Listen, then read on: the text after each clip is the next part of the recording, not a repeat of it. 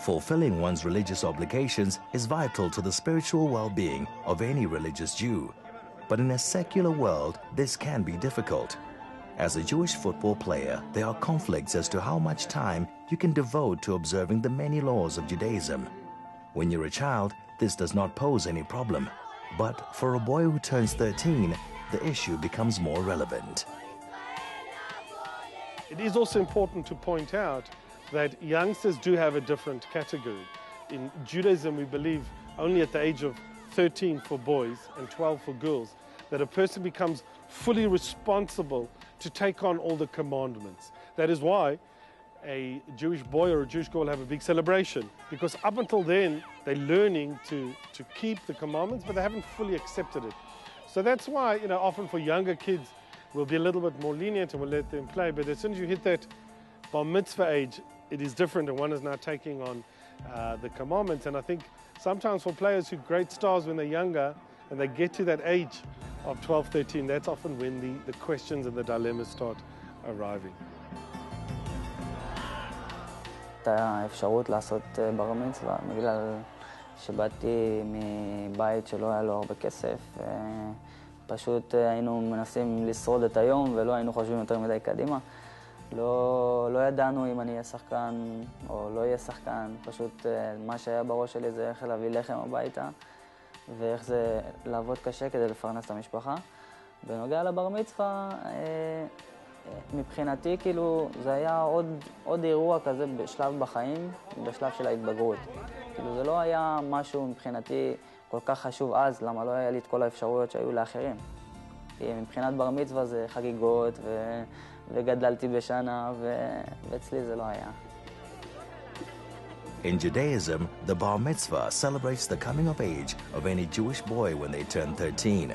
This means they are now responsible for their own actions and are able to participate in Jewish customs as an adult and must follow the 613 commandments of the Torah.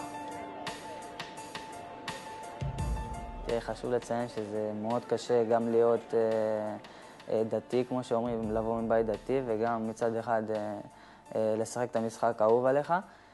לפעמים, ברוב המקרים הדברים האלה הם מנוגדים, אבל את יודעת, בדרך כלל מישהו דתי הוא בא מבית דתי וחרדי, אז הוא לא יכול לשחק בשבת ולא יכול לנסוע ולא יכול דברים מהסוג הזה. שזה קשה מאוד, והרבה שחקנים פשוט פורשים בגיל מוקדם בגלל הדבר הזה.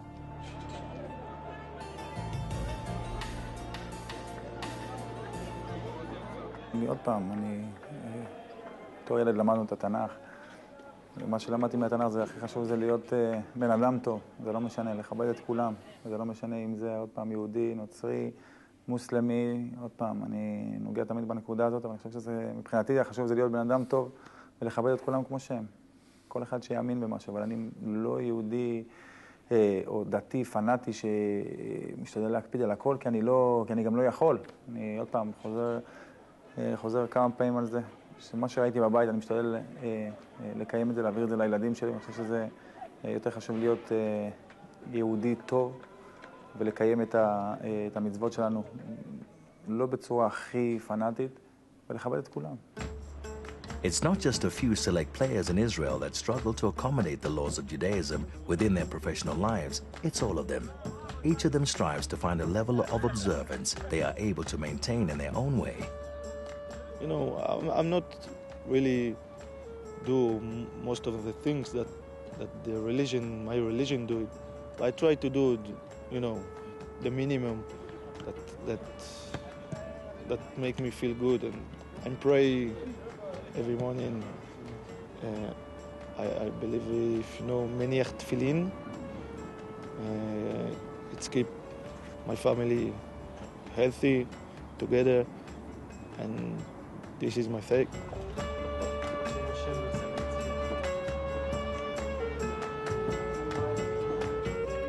קודם כל היחס שלי זה, אני רגיל כל השבוע משתדל, כמו שאומרים, להניח תפילין, שזה דבר חשוב בדת שלנו. משתדל לעשות את המוטל עליי, מה שאני יכול. בשבתות אין לי כל כך אמונות תפלות. אני מגיע למשחק כמו כל שבת, עושה מה שאני צריך לעשות, וזהו. Praying or laying tefillin is an essential part of Judaism, but the laws are not restricted to spiritual commandments. During Pesach or Passover, observant Jews are not supposed to eat bread that rises for the 8 days of the festival. יום כיפור לא ישחק. בפסח יאכל מצות ולא יאכל פיתות וישמור כמה שאני אוכל. ואני אעשה שאני אוכל. קודם כל לדעת. ושוב פעם אני חוזר ואומר, אני לא רב גדול, אבל יש את הדברים שאתה חייב לעשות. עם כל זה שזה קשה וזה כאילו בלתי אפשרי, אז לא, אז אני לא אשחק. Admirable though these attempts at balance may be at club level, at national level it is a bit different. Due to the religious and ethnic makeup of the national Israeli team, the lines of religious observance within the squad are more blurred. Israel is a special country, and we have Muslim players, and we have Christian players, and we have Jewish players. So everyone to his own beliefs. So we don't have a policy. What's important that he will be a good man, and afterwards he will be a good player, and he will be in our national team. We have to be an example to the young kids in Israel, and afterwards he can be in the national team, no matter what his religion is. Obviously, there is a difference of opinion within the Israeli footballing world as to how important religion is. Even within the same club, players have different views, like at Beitar Jerusalem. בן אדם מקבל מסורת של דת, במקרה שלנו יהדות, הוא מקבל את זה מהבית, במסגרת והתא המשפחתי שבה הוא גדל, ובערכים הדתיים שנמצאים בתוך המשפחה במשך דורות. ויש פה הרבה דוגמאות גם בתוך הקבוצה, שחקנים שגדלו במסגרת משפחתית עם ערכים מסורתיים וכאלה שאין להם נגיעה לזה אפילו, וזה, כשאתה גדל עם זה, אז זה ככה מלווה אותך עם השנים, ואותי. Within Israel, it is simpler to maintain your observance since that's where your support base and home of your religion is. But what if you are bought by a European team and have to spend time in a land foreign to your faith?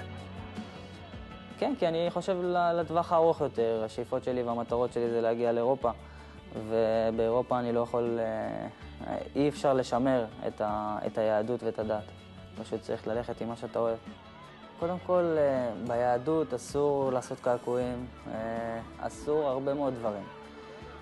אני בתור בן אדם יהודי מנסה כמה שיותר פשוט לעשות מה שאומרים, ומצד שני לעשות גם מה שאתה אוהב, שזה כדורגל. It really comes down to the level of observance that a person is able to upkeep. There is a concept in Judaism called Kiddush Hashem. Kiddush Hashem means a sanctification of God's name.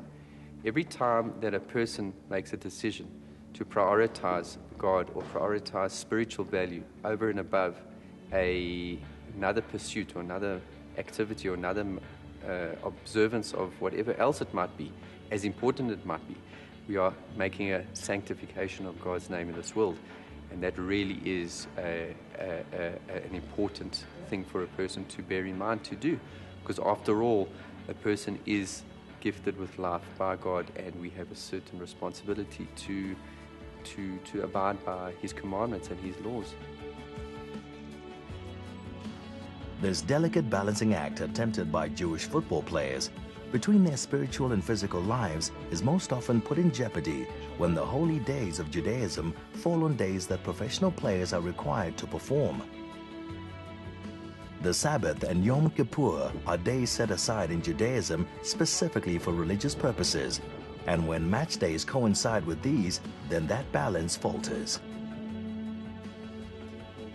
Look, it's a difficult situation. Obviously, certain players on different levels. You know, you do have Jewish people who are more traditional, but haven't taken on the entire code of law. Like in religion, you have your more religious and your less religious. And I think you do find a lot of players who are very connected to their Judaism. And for them, a solution is to play on the Sabbath. Maybe not Yom Kippur, once again, because that is a very central day.